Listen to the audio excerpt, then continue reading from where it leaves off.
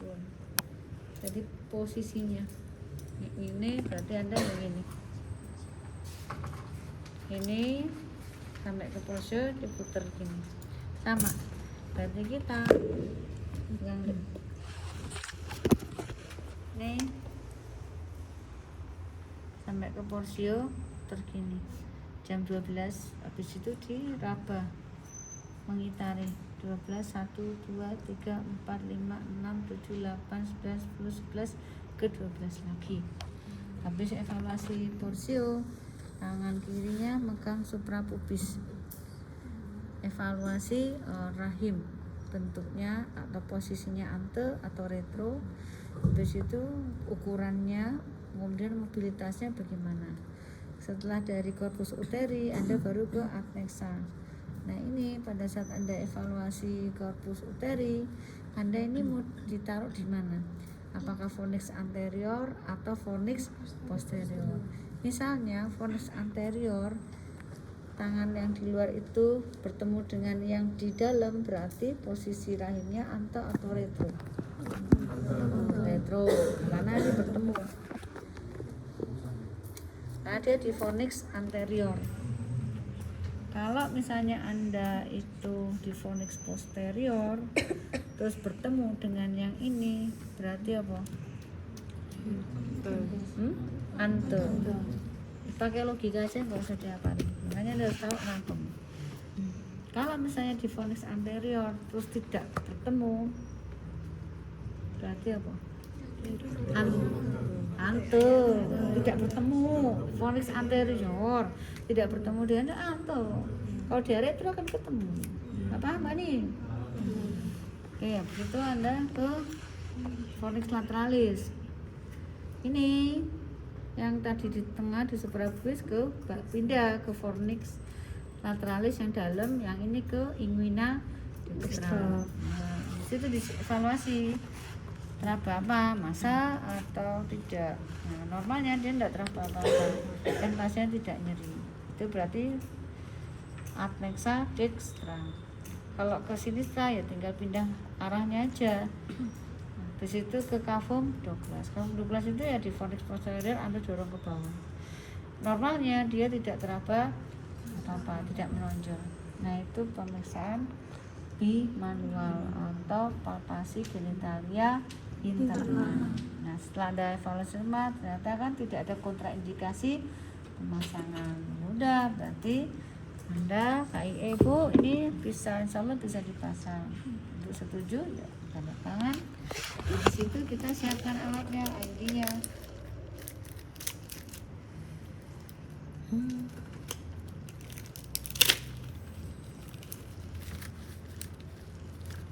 Ini kalau disediakan 2 handspoon, kadang hanya disediakan 1 handspoon. Misalnya Anda sedia 1 handspoon, nggak ada 2 handspoon misalnya, ya yaudah kita pakai 1 ini, pakainya ini.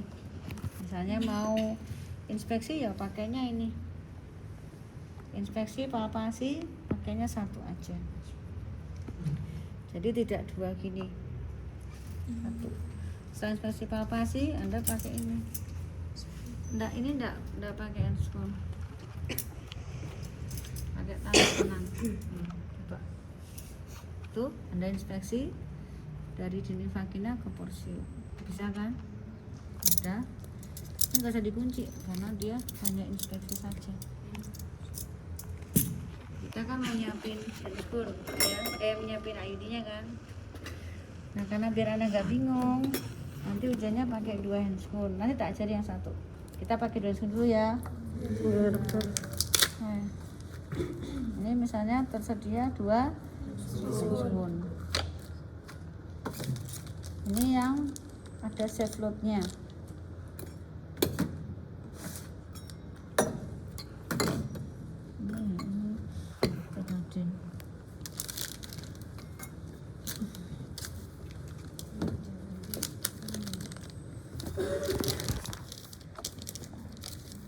Buka dulu.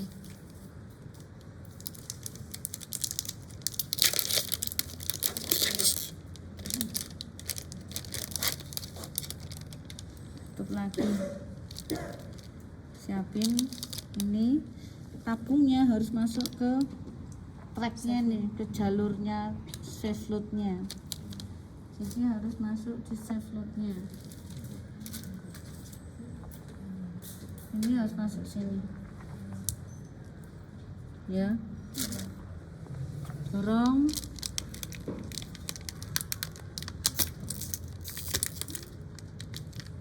Mau aneh. Dah. Habis itu dibuka. Nggak boleh pegang yang dalam, ya. Baru pakai handscoon. Jadi itu nggak boleh Anda nyiapin lengan dulu baru Anda periksa fisik, enggak. Ya kalau bisa dipasang, kalau nggak bisa dipasang lah Anda bayari pasiennya aja.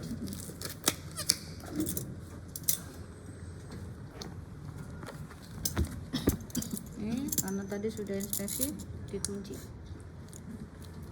Terus itu kita jepit porsionya pakai tenafulum. Masih ditancil, buang di bengkok. Ini jepit di jam 11. Udah, terus itu disondel dulu. Untuk lihat ante atau retro. Nah, kalau misalnya dia ante, ya dia pasti begini. Kalau dia retro pasti dia otomatis begini. Ini retro ya. Oke, ya ternyata jadi kalau misalnya kita pasang ini, Dek pegang Dek. Ini ya, sampai ini karena bukan manusia ya, jadi dia takut. Oh, ante 6 cm. Lihat batas darahnya. Oke, nah sudah kan. Sekarang kita ambil alatnya. Dia dibuka kabeh nggak apa-apa. Takutnya apa dia jebrot. Ini soalnya kaku banget. Ya jadi ini harus hati-hati. Kadang dia bisa terlepas lagi. Nah jangan ditarik gini, pasti lepas. Jadi harus miring. Tadi sondenya 6 ya. Pegang Dek. Nih. Flank ini inserternya harus di bawahnya batangnya ini. Jadi yang dikit ada lengan, ada batang. Pegang. Dek tanganmu jangan gitu. Ditahan, tapi bawahnya ayo nutupin. Saya temanmu nggak lihat itu. Kasihan ini gini ya. Masuk. Udah, ini dipegang ini inserternya. Dorong tabungnya ke belakang dikit aja untuk melahirkan lengannya. Habis itu tabungnya didorong sampai flanknya ini menyentuh porsio. Flank itu yang biru. Nah, berarti kan ini ditahan lagi inserternya, tabungnya didorong ke belakang sampai pol. Habis itu batangnya kan sudah lepas tuh dari tabungnya. Nah Anda ini cabut ininya dulu inserternya. Terus ini baru tabungnya. Nah supaya dia tidak melorot, ini melorot. Makanya aku nggak suka, saya tidak suka pakai yang Kaperti karena dia lebih pendek. Jaraknya tabungnya itu dia sampai memasuki yang batangnya itu. Kalau Novate berbeda. Tapi ini saya karena buru-buru nggak bawa Novate. Jadi prinsipnya seperti itu, ya. Ini harusnya dia posisinya di atas ini. Kalau dia di melorot gini, wah hamil nanti pasien Anda. Harusnya gini posisinya. Ini kan karena manekin dia, jadi pasti dia mau. Habis itu Anda gunting 2 cm dari jarak porsio, 2 sampai 3 cm. Habis itu dilepas ininya, tenafulum tangnya, dilihat ada nggak perdarahan. Kalau ada perdarahan ya didep di porsionya itu. Nah, sama 2 menit gitu nggak ada perdarahan, ya ini dibuka. Oh sudah selesai. Nanti Anda bisa kontrol 1 bulan lagi atau 4 minggu atau bila ada keluhan. Sampai di sini ada pertanyaan? Oke, sekarang misalnya Anda cuma dikasih 1 handscoon.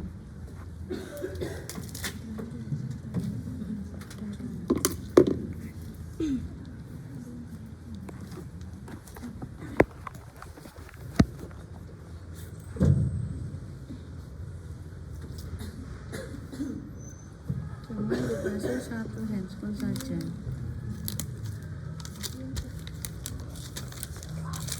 Cuma dikasih satu handphone.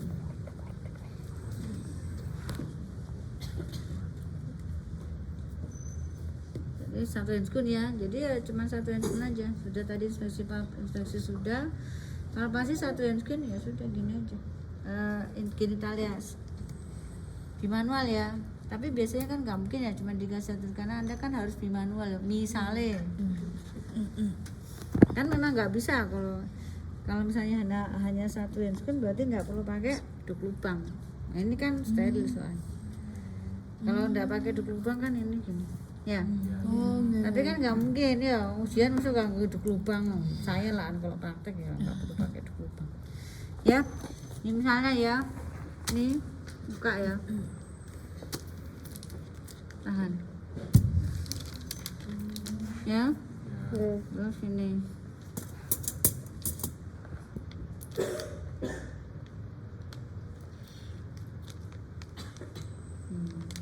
atau misalnya ini memang rada-rada aneh, jadi kalau udah tepat makanya saya mesti protes kalau cuma satu handphone aja ya. Kalau di tempat praktek oke lah, kalau ujian nggak boleh ya. Ini tutup lagi, ini gini kan, ini kan saya pakai handphone ya. Ini memang lebih mudah Anda untuk masukkan lengannya kan gitu ya.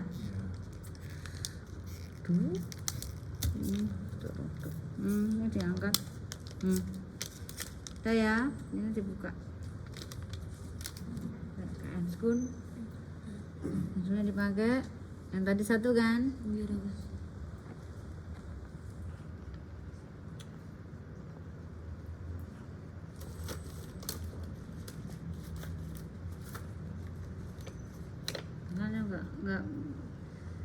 nggak bisa. Kalau ujian nasional tetap tak suruh nyobain dua ya. Oke, udah kasihan sakno soalnya sampean bingung karepe dhewe. Ini oke, ini sekali lagi jangan didorong ke belakang, pasti lepas. Salah ya, sampai dorong si ono, jadi jangan.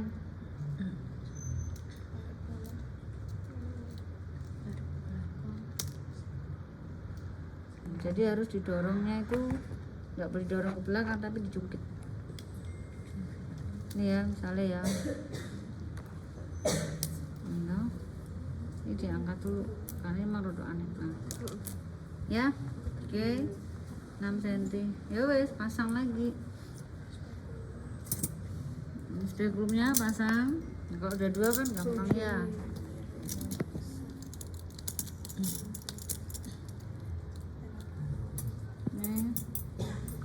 Speed 11 Honda retro atau retro atau ante. Kalau ante ya tinggal gini aja. Nah, 6 cm oke, 6 cm. Inserternya harus pas di bawahnya batang. Sondanya masuk ke sudan sampai flank ya. Ini ditahan inserternya. Kalau susah ya biasanya kalau nggak terbiasa. Ini didorong ke belakang tabungnya sedikit aja untuk melahirkan lengan IUD. Terus dorong lagi sampai flanknya notok. Otomatis IUD yang di dalam sampai fundus. Inserter tahan lagi, tabungnya didorong ke belakang, notok inserter. Batangnya lepas kan? Nah, kita lepaskan inserternya, baru tabungnya. Nah, ini sering melorot gini karena dia tidak elastis, makanya enggak aneh. Cuman kalau Anda kayak pasiennya Novartis semua, pasiennya kan enggak, kadang kan orang enggak mampu. Jadi kalau Novartis itu 600.000. Kalau ini kan murah, ini paling piro ini ya. Ini 15.000, 30.000 dua. Iya kan? Nah iya. Nah, ya 100 mbek 20.000. Penting klep 2 sampai 3 cm. Nah, kalau menjabut ya enaknya kalau ada benangnya. Nah, permasalahannya kalau tidak ada benangnya. Karena karena kan sudah diajari USG. Nah di situ Anda bisa USG dulu. Kalau misalnya di puskesmas ada USG untuk evaluasi ini IUD-nya ada atau tidak. Nah kalau Anda mau evaluasi IUD, Anda harus suruh pasiennya minum dulu supaya kandung kencingnya terisi. Kalau kandung kencing terisi, pasti otomatis rahimnya akan terdorong ke atas. Nah kalau dia terdorong ke atas, Anda akan lebih mudah melakukan scanningnya. Nah misalnya di situ terlihat putih hiperekoik, itu berarti ada IUD di situ. Itu pada kasus bila tidak ada benangnya. Tapi kalau misalnya ada benangnya, ya enak aja. Anda mungkin nggak perlu pakai tenakulum untuk memposisikan porsionya atau rahim. Tapi kalau misalnya dia retrofleksi, itu Anda wajib pakai. Kenapa? Dengan Anda pakai ini, Anda fiksasi, dia akan begini. Jadi lebih mudah Anda untuk melepas. Ya, kalau Anda sih nggak usah pakai ini, nggak apa-apa kan, dia otomatis gini ya. Tapi naik gini kadang susah. Jadi sebaiknya Anda tetap pakai kena kuntang, Anda tarik gini, pasti dia akan begini.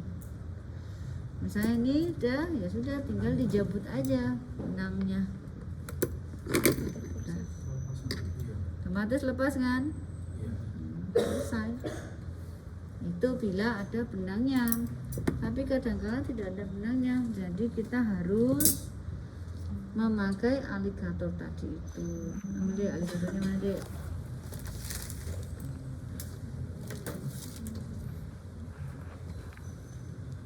Minggu depan ada ujiannya hari Rebo yo.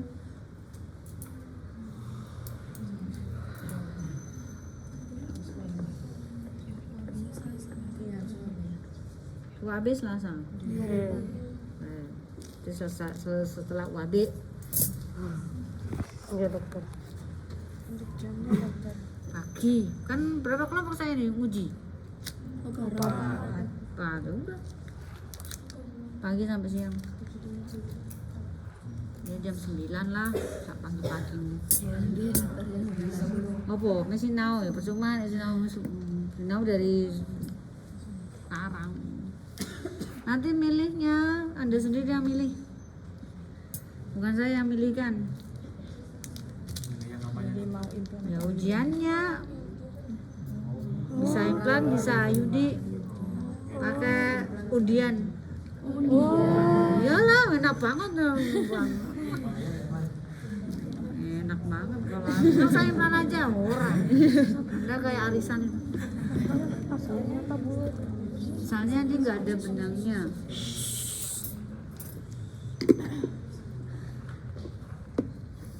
Saya ulangi ya, nih, pegang, tarik ke belakang dikit, dorong, tahan di center, tarik tabung, tahan tabung, tarik inserternya di situ. Nah ini mesti melorot gini. Nah, misalnya nih nggak ada benangnya, misalnya yo, udah kalau benangnya, Anda lakukan USG ya. Terus kita pakai ini. Gak apa-apa, pakai guidance USG. Jadi bidannya suruh pegang perutnya USG dan masukkan ini sambil lihat USG. Jadi Anda bukan lihat pasiennya, lihat monitor USG-nya, dilihat nih sampai mana ya. Oh ya sampai sini. Oh iya oke. Jadi supaya terkena misalnya gini. Jadi pakai guidance USG. Ada pertanyaan sampai di sini?